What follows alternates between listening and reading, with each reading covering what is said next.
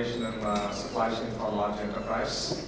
Thank you very much, Sriram and the co-panelists for leading very interesting discussion. So moving on to another interesting space, which is warehousing, which is grossly ignored even within supply chain. I always say that if you really want to see the health of the organization, how well it has been managed, you don't have to look at the P&L, look at the warehouse. All the mess ends there. Okay.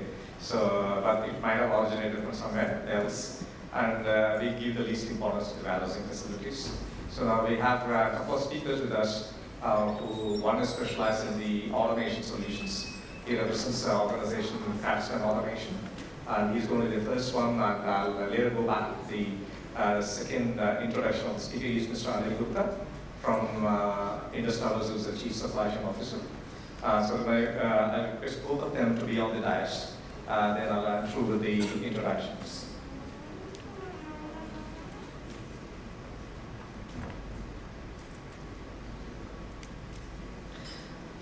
Girish Kumar comes from the Coimbatore-based warehouse automation company, Craftsm Automation. I happened to meet the promoter of the company a couple of months back in Coimbatore, and I was super impressed with his solutions for the SDOT. He was even telling that 80% of the space he can save in a warehousing space with a product called the V-Store. That is highly impressive, and I was not knowing about that. It's my bad. I told him, if I would not have met you, I would not have come across the solutions. I requested one of the speakers from him, and that's how Girish is there. And Mr. Anil Gupta comes from CII-Supply community, and also the Chief Supply Chain Officer of Indus Towers. And he has got the distinction of having the highest rated CII barracks titanium rated facility. So to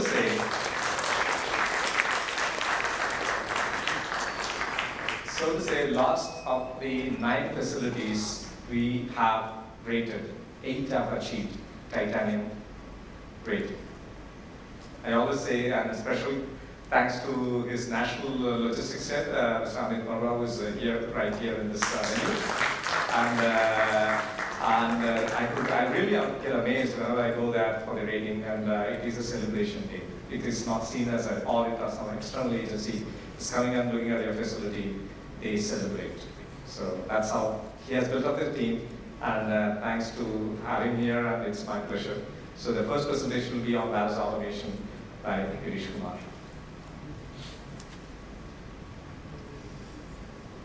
Thanks again for the nice words. Good noon, ladies and gentlemen.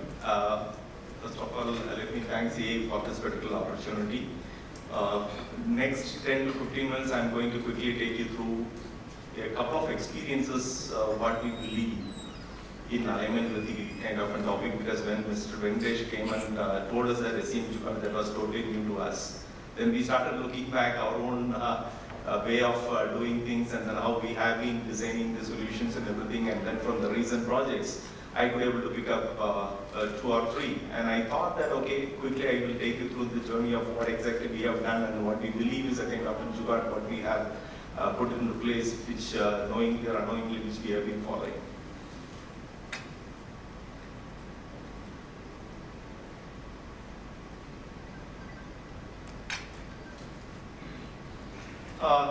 Being a salesman, I need to start with the company, and then let me make use of each and every opportunity I get to promote my company.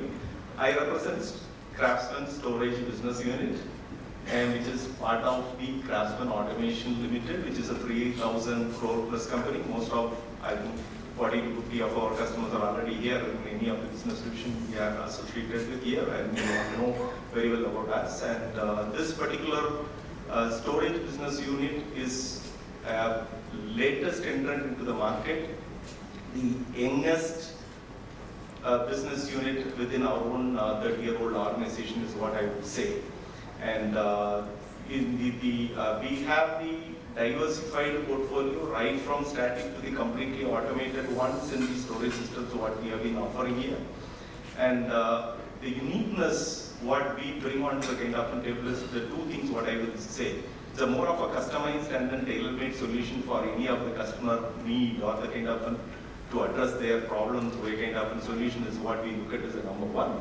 Number two, our in-house manufacturing capability, what we have, which really helps us to experiment many things and then accordingly offer the solution to our own customers is what we put it on the top of it. And finally, I would say that, okay, we have become a number one in the VLM, the vertical lift module product, what we have been offering to the market, which was 3-4 years back, it was mostly occupied by the European players and they have been leading, and today we have got 600 plus installation in this market in the last 3 to 4 years. So Vengesh was telling that Barrows was mostly getting ignored, but I would say that in the last 5 or 6 years, in my 25 years of experience, almost 20 years I have been in warehousing. I chose to be in warehousing in a different areas or the domain areas within the warehousing part. But I really enjoyed every moment of it in offering the solution and addressing the need of the customer. As soon as this talk was given, I was searching for the right definition for this particular jugaad so that I can prepare my presentation and present to the largest audience, august audience here. This is what I found. I thought it's more or less apt, and this is what exactly the top statement which came in, and even though I browsed through the multiple pages of Google, the first statement which came in was more relevant. I thought that, okay, let me just pick it up and then share it with you all. So the flexibility, what we bring in approaching any of the problem using the limited resources in an innovative way is what I thought would be the more apt definition for this jugaad. In alignment to that, let me quickly take you through the 3 jugaads or the 3 case studies. And I will not get into too much of a technical, but if you have any questions, then I can definitely interact with you all. And since I am here, going to be here for the more full day here. This is the first one. This is for one of the customer in the textile industry down south. I'm not revealing the name and other details of it, going to NDA and everything what we have executed with our customers. They had a problem of handling the raw material fabric, which is coming in a heterogeneous way, right from 1.5 meter to 3 meter length, and then up to the day of, let's say, 900 mm, and with a kind of a weight of around 1 ton. So the production floor was completely being choco-blocked. Conventionally, you know that, many of you know that the rollers are everything, fabric rolls are being kept on the kind of a pallet, which is putting onto the kind of a rack, and using that MHE and everything conventionally what you would have seen. But here the problem is the customer was manufacturing certain garments and everything which called in for a wide variety of fabric being stored over there as a raw material so that they will be able to process and then supply to the market needs. And they have to store it in an organized way, but unfortunately they couldn't be able to do that. The whole of the production floor and everything was completely cluttered because of the usage, and because of this particular thing, they could not be able to retrieve it everything on the kind of a time, and thereby the traceability and everything was an issue. And so, which need to be completely addressed, and then the business has to meet up with these kind of requirements, is what was a kind of a challenge which was given. I quickly run through one minute video of this particular solution, and you would be able to see where exactly we have done a kind of a change from the conventional way to non-conventional way.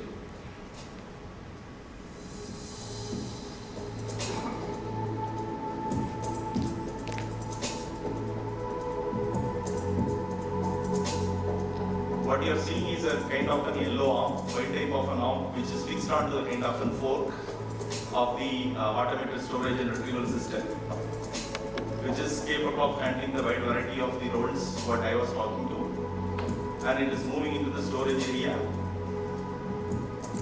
where the special arrangement which is being made. And finally, this is what is the solution, completely what we offered, which addresses all the problems the customer has been literally facing. He was not having the organized storage, now you are having the organized storage. Each and every fabric roll can be independently accessed at any point in time. You had 100% of your information being available on each and every fabric roll, each location, everything, and the complete history was there. And in the process, we have completely eliminated the pallets, pallet handling, and the production floor storage. And that helped the customer to save a huge money in the initial investment itself. And this particular project was just completed 3 months back.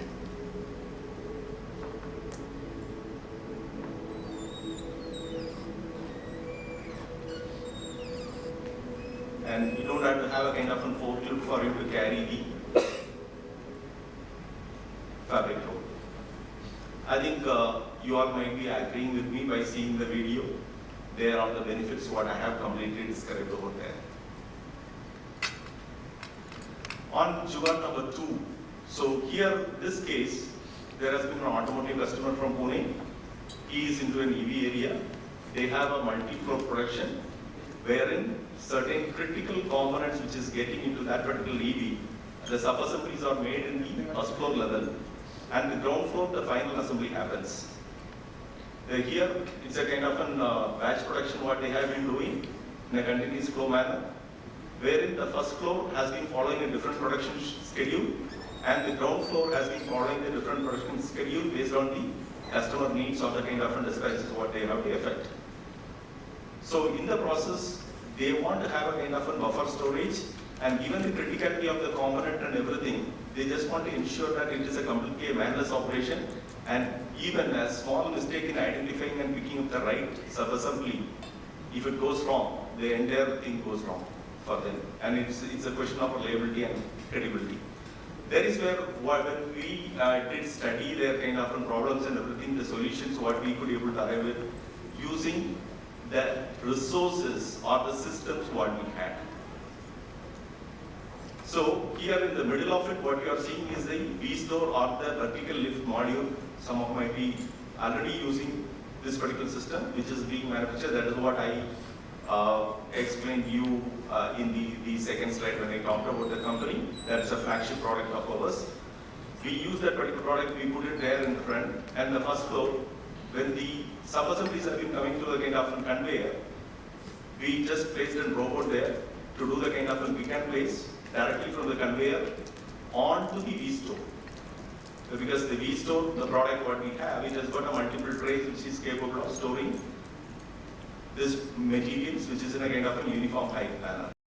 Okay, so once that has been put across, and then the information which is being fed into, the robot gets the information, it picks and put it to the right tray, the tray is coordinating and coming in, and then it is being further taken, either directly delivered for the output, or it is being stored, and further when it is called for, based on the production schedule at the ground floor, it is being taken and then offered. So it takes care of the free flow whenever it is required, it takes care of the buffer storage also, it takes care of the completely manless operation, it ensures that you have a complete track and traceability, which is very critical in any automobile industry for you to go back and then trace back if at all you find any kind of a problem coming in from the kind of a field. And being the electrical and electronic product, ESP compliance and other things which need to be completely taken care, that was also completely taken care through this particular solution. Hope you all would also agree with me that it is another jugaad what we have done in the warehousing area. I don't know how to explain this, seamless material flow and the error-free operations and the traceability what we got. Third one, of course, the static, that is the bread and butter of our business. Of course, we do make a lot of fabrications and everything over there. It's slightly bit complex, it looks like for you to read, but definitely we can catch up if at all you have any queries or interested in knowing about this particular case. I am available for this. So in this case, again, it's an apparel manufacturer who had already built in a precast RCC building for his production facility. And he came up to us and then asking us that, okay, how can you help me in terms of storage? But his needs and everything was totally different there. So we had to really do a kind of a thorough study and research and do the analysis and then come up with a kind of an iteration, how we could be able to meet the solution need of this particular customer or address this problem. So on the bottom left-hand side, when you see that 1, 2, 3, these are all the 3 tires. Actually, this is a 6-tire building. and 3 tiers. In that area alone, you have the complete structure, the beams and pillars and everything, but you don't have the slab, only in between. Okay, so that just ensured that you are getting around the 6 meters over there in the each floor, that 1, 2, 3, the storage area what I have mentioned over there. And the processing area where the inbound and outbound, all the validation process and everything is being held, we just retained the kind of the same floor so that inward and outward independently for the various group or category of it can be completely taken care with the free flow of material there. So the challenge was here is on the right hand side top of it, when you look at it, there are 2 blocks. So there has been an in-between, there has been a pillar and the beam and which was completely running through. But when we are putting the storage solutions for every tier, and then we need to ensure that there are no obstruction for a kind of a movement. The storage and the movement area has been made very clearly so that the productivity is not at all compromised. They could be able to meet out with their deliverable needs at the end of the day. So there is where I have shown only one area in the middle of it on the left hand side bottom is a one side view, and the right side at the bottom in another side view which is correlated to the kind of a plan view on kind of a top with the red color line. I think you will be able to read that from that particular perspective. So how we achieve the kind of a solution when we did it in the racking, here is, if you look at it on the bottom 3 photos, the first one on the left hand side that is showing the clear passage, the middle on the right hand side of the same photograph, you could be able to see the pillar and the beam. And the left side, you are seeing the rows of the racking, right? So if you see the kind of a plan earlier, if you have noticed that one of the frame is coming and butting with the kind of a pillar. So when the frame is there, if something needs to be erected, so the upright, what we call, or the column, which need to be grouted onto the ground, it cannot get suspended in the air. That was the challenge. But we took up the challenge, we came up with the idea of the floating rack, wherein in that particular area alone, along with the pillar, we just ensured that we designed a special, it's not that easy, but a special bracket for us to ensure that the rack is getting suspended there at the height of around 2.2 meter. Hence, thereby, not even a single pillar coming in the middle beam level. So that both the blocks are integrated into a single block, and ground tier and first floor within the same tier is being in alignment with the inbound and outbound flows what you are having in the processing area on the right. Why I said that particular bracket was not a challenge. Normally in the racking, what we do is, we always grout it only onto the ground. Because for any seismic activity, the rack has to be completely separated. The seismic calculation and design and everything has to be completely independent of that. In this case, we are directly connecting with the building. So any seismic activity forces is going to come in, which is going to affect your entire storage and handling.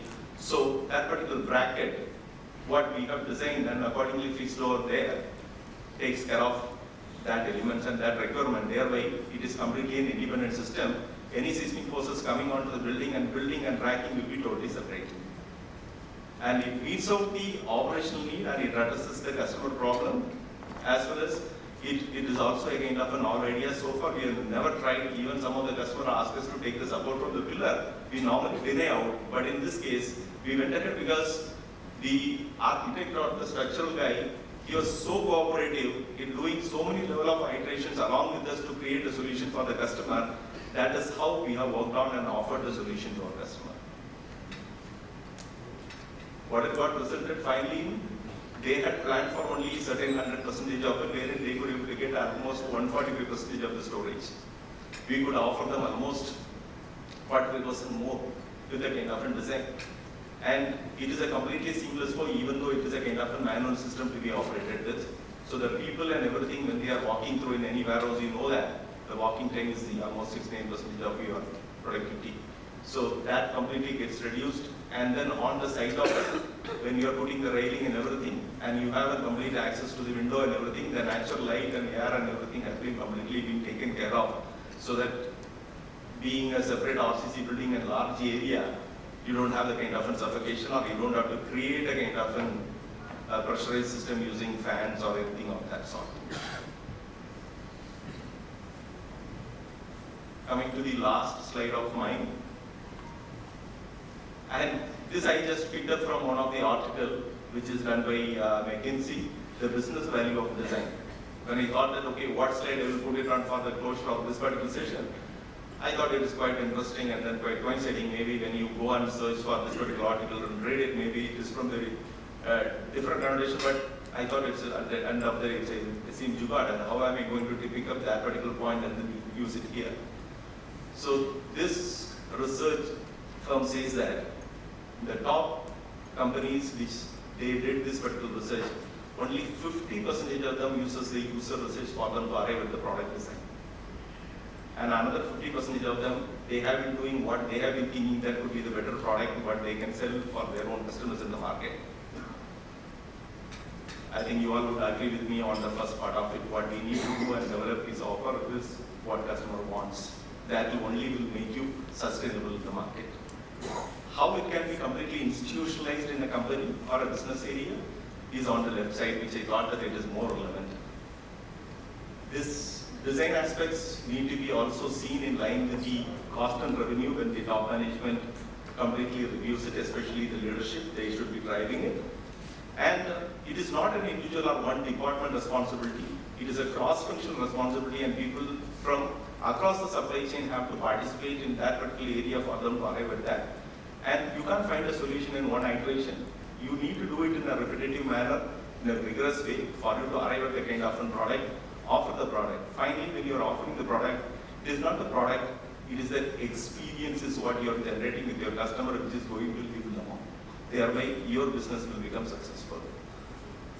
Hope you all would have thought that, or hope I was relevant to a kind of a topic which is being presented, and you would have found my presentation interesting. And if you have any questions on this particular part of it, I am there to clarify and take you through the complete details of it. One with the last note with all the sessions what you had, I just wanted to try to rephrase that particular jugaad definition.